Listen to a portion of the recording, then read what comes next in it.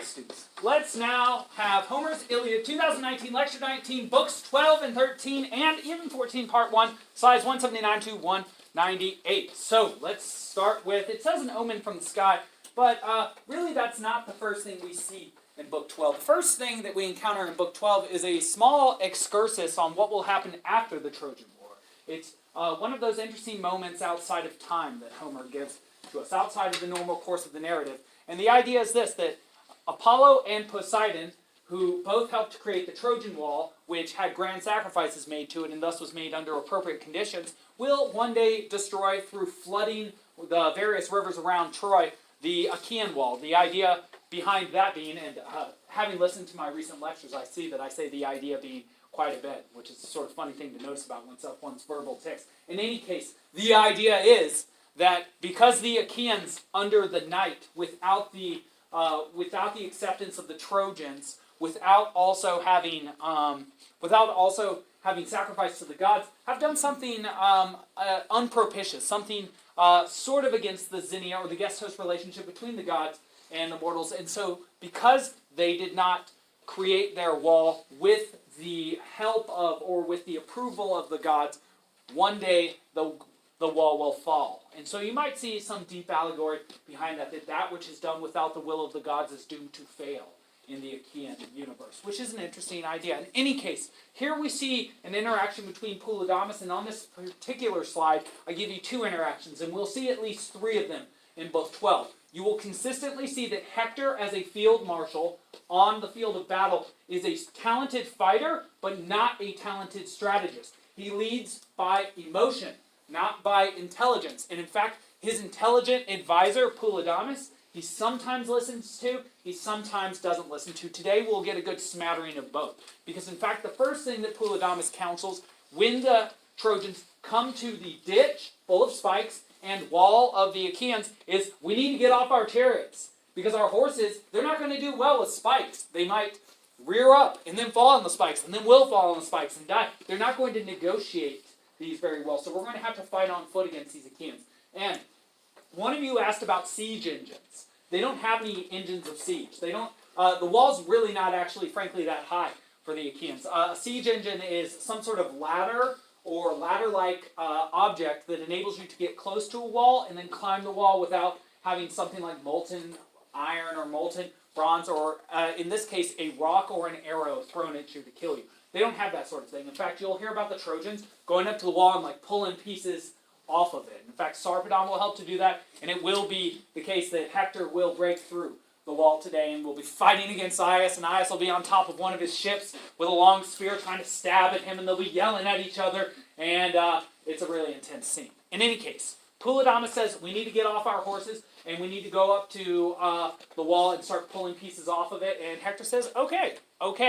But a little bit later, lines 195 to 225, Poulydamas will see a very stark symbol. A symbol that actually, frankly, is very, very similar to the flag of Mexico. You may have noticed before, the flag of Mexico has the Catholic colors of red, green, and white, which are the three colors also of the Italian flag. And I call both those flags Catholic because those are the three colors of the holy virtues. In fact, when you read the Divine Comedy next year, you will see sort of where those colors come from. You notice red, green, and white all on the colors of Dante. Those are all very Catholic colors. Those are also the colors, of course, of a holiday which is coming up. Who can guess which holiday that is? Christmas, clearly. Yes, Christmas, clearly. You put white lights on a green tree with red ornamentation. The red ornamentation is supposed to indicate the blood of Christ, by the way. It's very grisly. And so, yes, red is often blood. I love it. In any case, I mentioned the Mexican flag. Well, you know that it's sort of similar to the American symbol, but not the American flag. What is it that's on the Mexican flag right in the middle? Who knows? Yes? An eagle. An eagle? A snake or a cat. An eagle and a snake are the particular images I was thinking about. Yes, and here we see an eagle with a snake in its claws, with the snake still fighting the eagle. And this is one of those moments where we have an omen given to us, and we actually have a correct interpretation given to us about that omen. So, there is an eagle. The eagle is also the symbol of Zeus, by the way. He sends down his eagle to do his will. A snake is often a symbol of Athena. Snake is also, in this case, since Athena is on the side of the Achaians, a symbol of the Achaians themselves. And since Zeus is helping the Trojans, the eagle is a symbol for the Trojans. So it looks like there's a battle going on between them. And if the snake is in the air, in the claws of the eagle, looks like who's doing a little bit better right now? Eagle. However, the snake still got what at his disposal?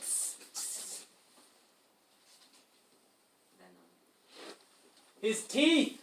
His teeth, yes. Exactly so. And so what happens is this snake bites at the eagle, gets dropped to the ground, and then slithers off looking all angry.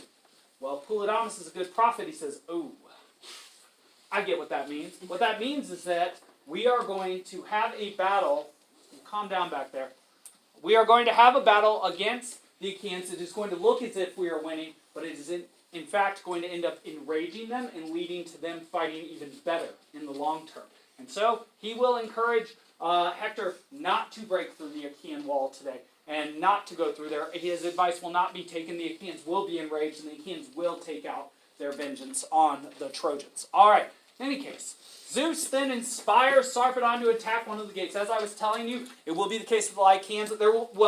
Something I should mention is that the Trojans are going to break themselves into no fewer than 5 different flanks. There will be Paris leading one, Hector leading one, Helenus leading one, Deiphobos leading one, and Aeneas leading one. And they are going to have an all-out assault on several different sections of wall. Sarpedon will be leading one as well. It may be the case that Deiphobos and Helenus lead the same one.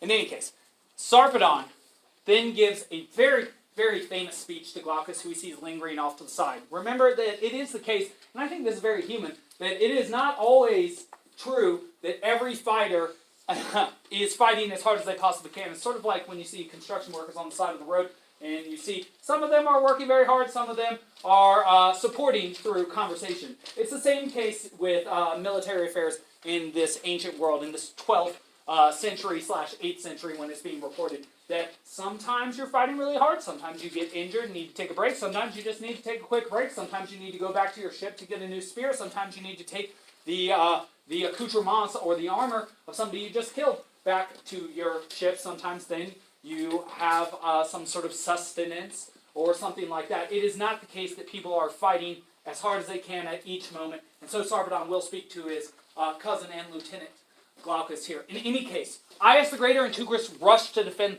the wall from Sarpedon and the Lycaeans. And during this time, Hector, lines 445 to 471, does smash through the Achaean walls wall to the ships. And so I've had to skip over quite a bit, and I will skip over quite a bit of Book 13. But that is sort of the essence of what happens. Let's look at this speech by Sarpedon. This is one of my favorite speeches in the Iliad. I hope it'll be one of your favorite speeches as well, because this is true. Glaucus, why is it you and I are honored before others with pride of place? The choice meats and the filled wine cups in Lycia, and all men look on us as if we were immortals. We are appointed a great piece of land by the banks of Xanthos, good land, orchard and vineyard, and plowland for the planting of wheat. Therefore, it is our duty in the forefront of the Lycaeans to take our stand and bear our part of the blazing of battle, so that the close armored Lycaeans may say of us, indeed, these are no ignoble men who are lords of Lycia, these kings of ours who feed upon the fat sheep appointed and drink the exquisite sweet wine, since there is strength of valor in them, since they fight in the forefront of the Lycaeans. Man, supposing you and I, escaping this battle, would be able to live on forever, ageless, immortal, so neither would I myself go on fighting in the foremost, nor would I urge you into the fighting where men win glory. But now, seeing that the spirits of death stand close about us in their thousands, no man can turn aside, nor escape them. Let us go on and win glory for ourselves, or yield it to others. Something interesting about that is, obviously, you notice this red figure vase painting amphora right next to that quote, and you notice that it says Sarpedon, and you notice that Sarpedon has a spear in him, and you notice that it says Sarpedon's death. Obviously, this is somebody who lives by the words that he speaks. He says to his friend Glaucus, if you would never die, I would never, ever ask you to fight and risk your immortal life. Like, you will someday die. And, well, everybody around you treats you with great admiration and respect. And why do they give you the things that show their admiration? Why do they give you good land? Why do they give you a nice place at the table? Why do they give you the best wine and fruits? Well, because of the deeds of valor that you commit. Because you are so valuable to us. And so, even though it is the case that you will die, you might as well die gloriously. And in fact, I love that. Let us go on and win glory for ourselves or yield it to others. Because even if you lose, you've made it so that someone else can win. And that's almost like the ultimate way to see an opponent or an enemy. That you are so gifted and great that if they win against you, it is an ultimate glory for them, and that is still a good thing even though you have fallen or died. And, well, you might well want to think to yourself, is there any better way to live than that? Any honest way to live that's better than that? In any case, Hector has broken through the Achaean wall, chaos reigns, and Zeus departs, and Poseidon emerges. Yes, I think you're all noticing now just how much nicer these slides were than they were last time. Now they have headings. Now the pictures are on the left. The writing's on the right. I think that's actually a little bit more natural. Maybe it's because I'm left eye dominant. In any case, Zeus, oddly enough, in book 13, right there in the middle of the Iliad, decides, this giant battle in this 10-year-long war bores me. I'm going to go look at this other battle between these Hippomolgoi, these Thracians, and these Mysians. And immediately when he turns his eyes away, it's like immediately if a teacher leaves the room full of students. Do they remain on task, doing obediently exactly what they have been instructed to do? Absolutely not. Like cockroaches when a light turns on, they scatter about and do random things that they have not been instructed to do. Or like mice when a cat is not present. They go about flitting about and playing. I assume that's what mice do. By having watched several cartoons when I was younger. In any case, Poseidon emerges from Samos to his undersea palace. It's actually very interesting. It appears as if he comes down a mountain and then exits from the sea and then comes down the mountain again. One of those interesting moments where clearly one poet or two poets or three poets were sort of mixing a story together and trying to make one. And in any case, he appears first. Something interesting. Because he has been barred from going down onto the field of battle by Zeus, he tries to get off on a technicality here. He is not in his own body when he goes down. He will take on the form of other Achaians. He will impersonate Achaians. He will impersonate Calchas, Thoas, and an old man. And so, technically, he has plausible deniability. Plausible deniability is when you can say, oh, I misunderstood what the instructions were, and so I did the wrong thing.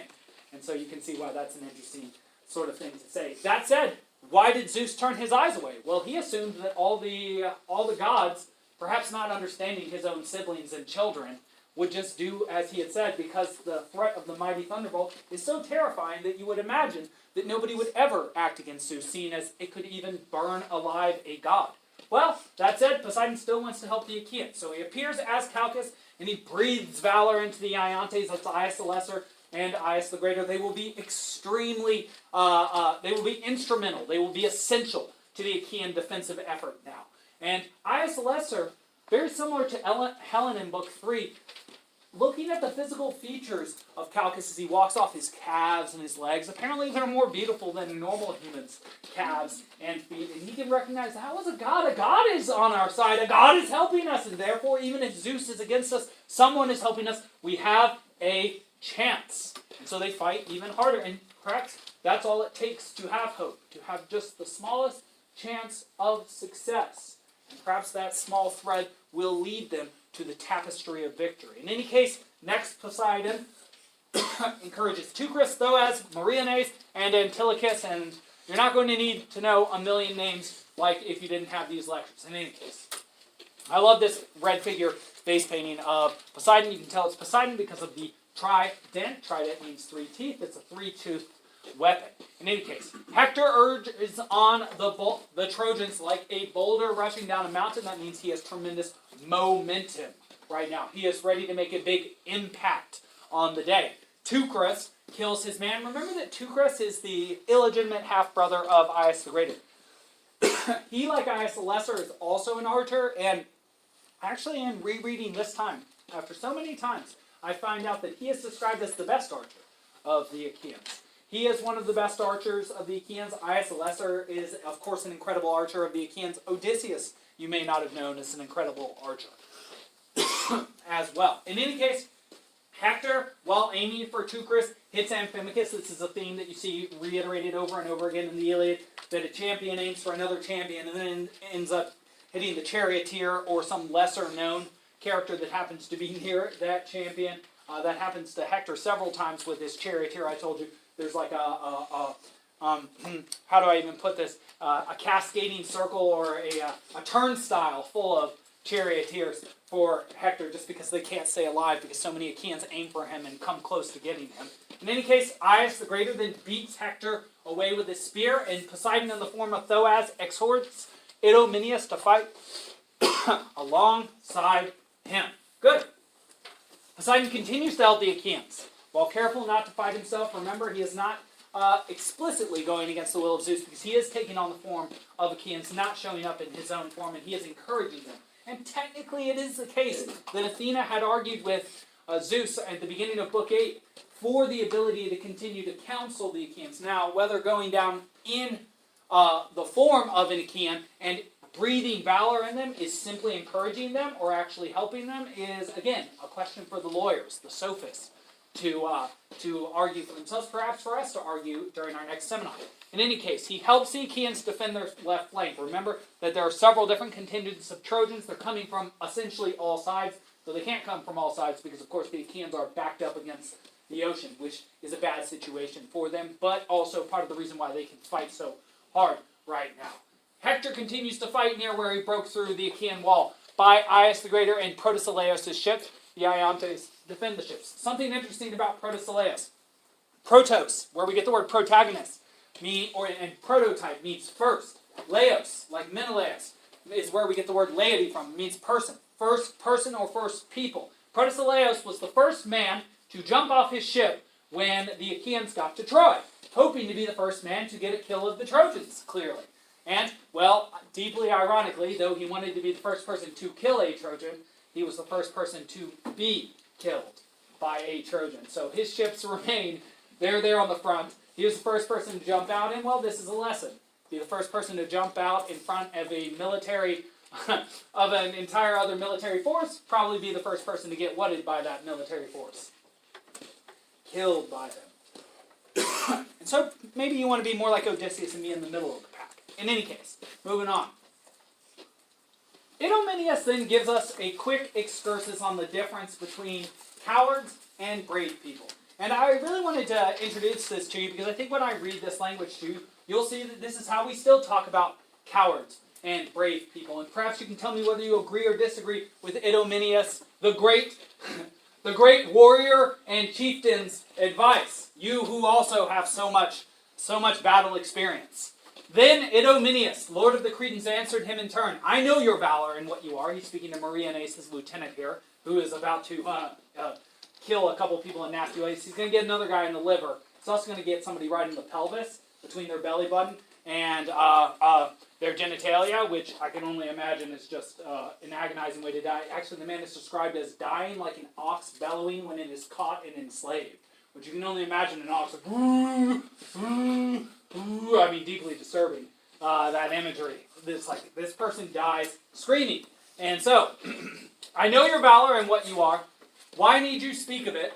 If now beside the ships, all the best of us were to assemble for a hidden position. Funny that he says a hidden position, because how the Achaeans will win the war is they will take a hidden position within an effigy called the Trojan horse, and which will be led into the Trojan city, and the Trojan horse will be made of wood, so they could just light it on fire and kill all of these Achaeans. So one of the points that Idomeneus is making here is when you're hiding from people, that's when you show whether you're scared or not. And something I always ask the students is, you remember playing hide and seek, and then hiding, and then how it felt when somebody was coming to look for you, and how it was probably the case that you actually needed to use the restroom during that time, and there were things you might have done that might have revealed yourself, like all of a sudden you need to sneeze, or to sniffle, or, oh, you're so thirsty and there's water out there, and oh my goodness. Do you reveal something about yourself when you're hiding, which also might lead you to more macabre, grotesque, and scary things to think about when you think about, say, like the Holocaust and the Jewish people who had to hide in Germany and various non-ally states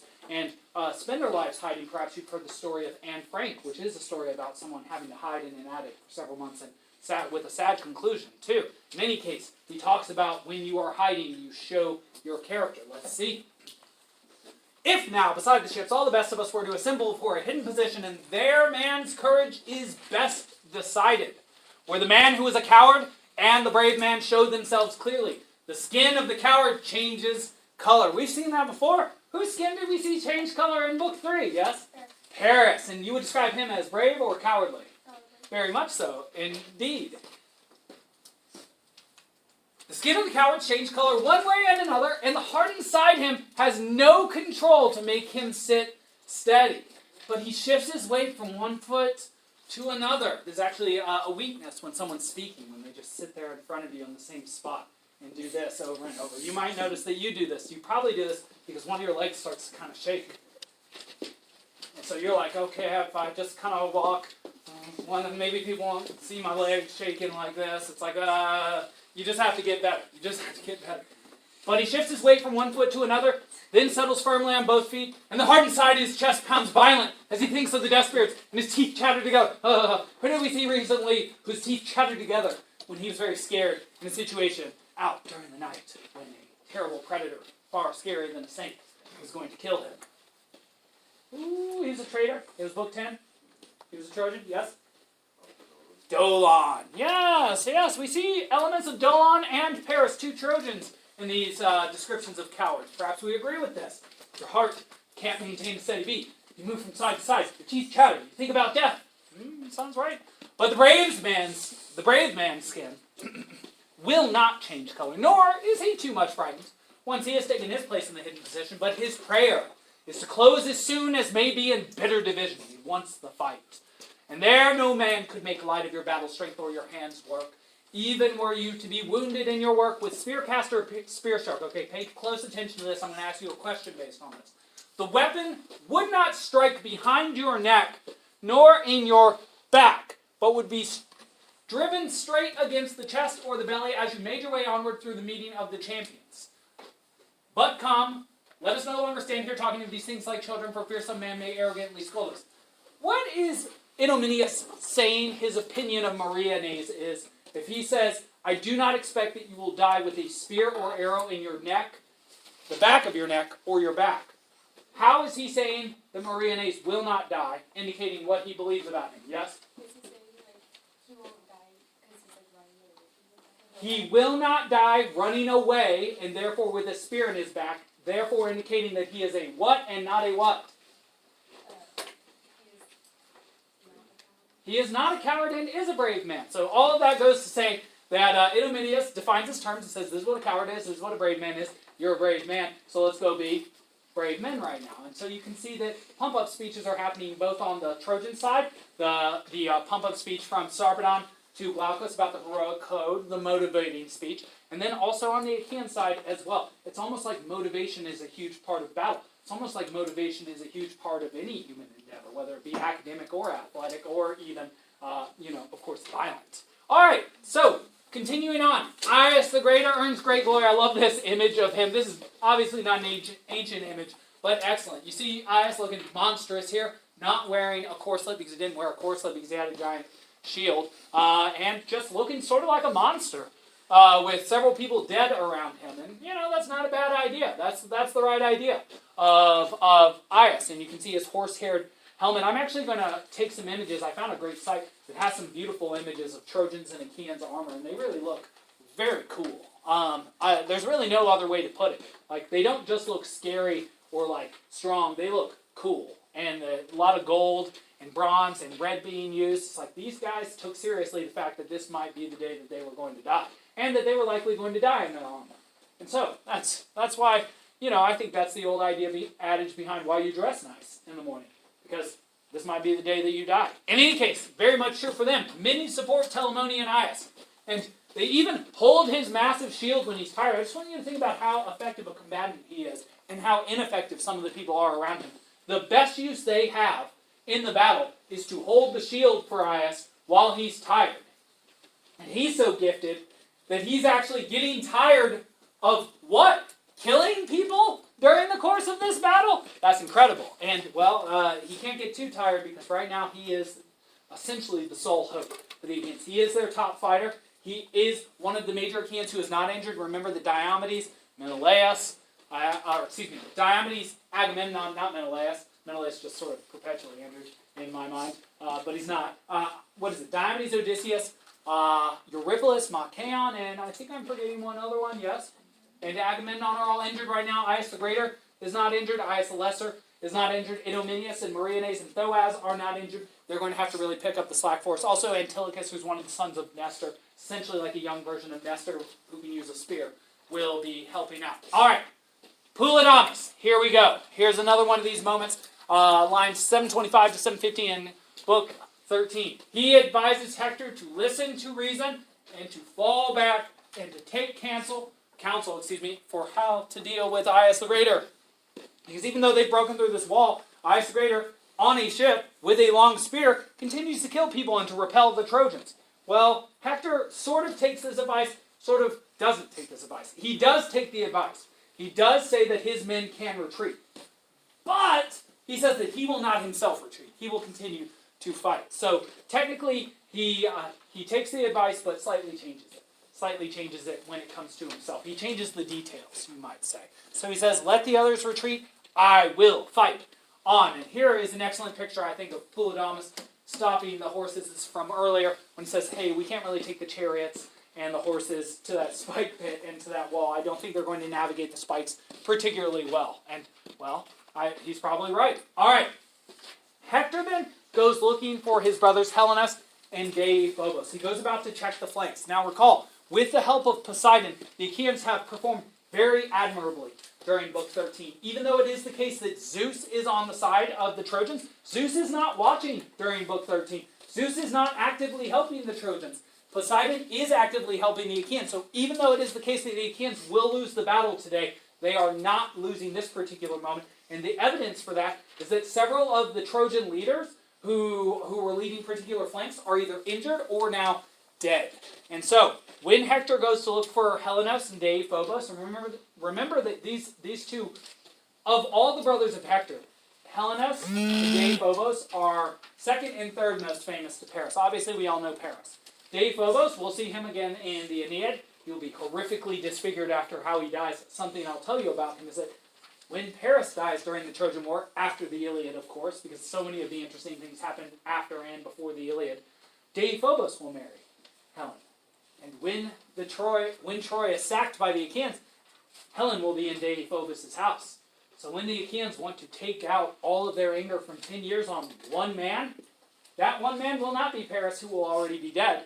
It will be Deiphobos, and they will do terrible things to him. Horrific things that I will tell you in horrific detail. Yes, not too many details, but enough just so that you understand what it is that happened.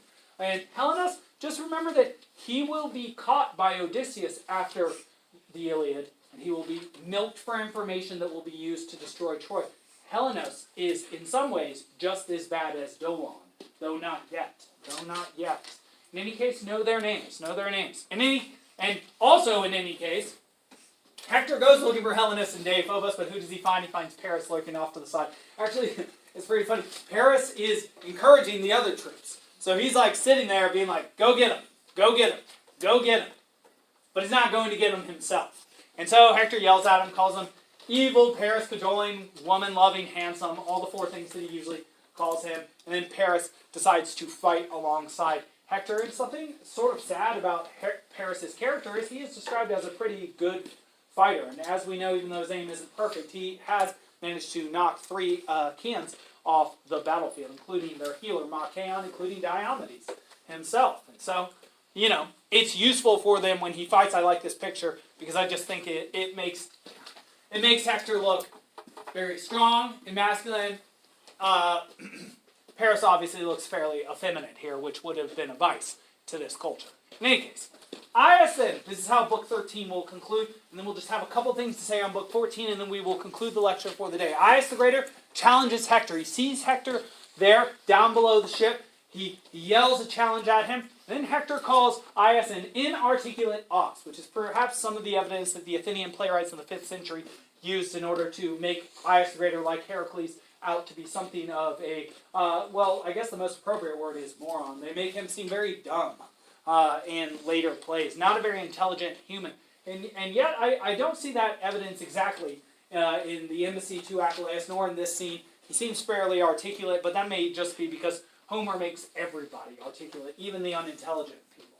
In any case, Hector claims that if only he were the son of Zeus and Hera, if only he had the powers of a god, that he would kill Aias and all the Achaians, but that is a big if, because of course, that if is a contrary to fact if.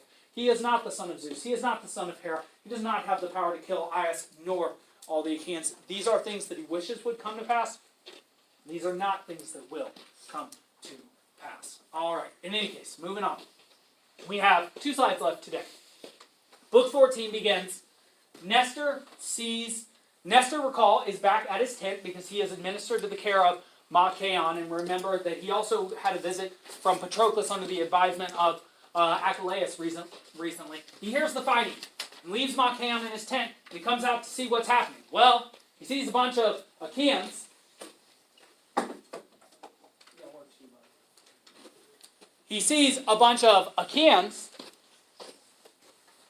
Running about in shameful flight and confusion. Well, he thinks, what can I do about this? Should I go fight and help them? Well, he's an old man, and he's not that good a fighter right now. Is that the best thing he can do? Well, another thing he can do is give counsel. And, well, if he goes to find Agamemnon, which he could do because Agamemnon's back at camp, because Agamemnon is injured, then, well, maybe he can give advice to Agamemnon, and through his advice, he can be of more service to the Achaians, and that strikes him as the better idea. And so he goes to find Agamemnon. On the way, he meets Aiantes, Agamemnon, and Odysseus. All of them are injured and using their spears as walking sticks. Make sure you're writing this. Now, when they all come together, they have sort of an ad hoc assembly meeting here. What is an ad hoc assembly meeting? It's a meeting that just happens in that particular place in that particular way. And Agamemnon shares his fears. He says, oh, these Achaians are so angry at me. I know they're angry at me because the reason they're out there dying right now is because Poulydamas, the son of Peleus, Achilles, is no longer fighting alongside them. And the reason he's not fighting alongside them is that I took away one of his pieces of Geros, and thus his teammate, and now he's no longer willing to fight for me, even though I offered him so many Geros, so many items that would increase his teammate. And so I just don't know if the Achaians want to fight with me anymore. And, maybe something we could do is we could move some of the ships out into the bay, and then at night we could get in those ships, and then we could sail away. Wow. Well, this is in Book 14, line 65 to 81. Agamemnon suggesting for the second or third time, depending on whether you count Book 2 when he jokingly suggested that the Achaians leave, the second or third time that he has suggested fleeing. He is again discouraged. He has again lost his courage. And just as last time Diomedes spoke against him, just as in the first time it was Odysseus who dealt with his damage because of the counsel of Hera and Athena. Recall that Athena came down and told Odysseus, fix this situation after all the Achaians were scattered. Well, again, it comes down to Odysseus to fix this situation. And he says, now I utterly despise your heart for the thing you have spoken. While we do pull out our ships, the Trojans will destroy us. Lines 84 to 103, he says, if we try and pull out our ships, especially if we do it now, while the Trojans are streaming in to the Achaean camp, what is to defend us while we turn our attention to taking our ships out into the water? The Trojans will then slash us at the back, throw spears at us, throw rocks at us, kill us while we're attempting to do that. It's not even a viable option. It's not even a cowardly option. It's just not even an option. It's guaranteed death. And so Odysseus thinks this is a very foolish idea and says, well, let's do something else. Agamemnon admits, not his best idea.